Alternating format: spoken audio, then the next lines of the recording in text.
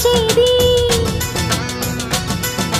తన మదిలోని కలకలనన్ని అమ్మలకేగ తెలిపేది నెలతలే లేకుంటే దేవుడికి నెలవేది భక్తులే రాకుంటే గుడికి ఇక వెలుగేది దయతోటి కుంకుమ పూలు అక్షింతలు మనమంతా ఇవ్వాలి తన తాళి నిలపాలి తాళి కాచే ముత్తైదా ఎల్లమ్మ ఎల్లమ్మ పోదామా ఎల్లమ్మ ముసురు కాచే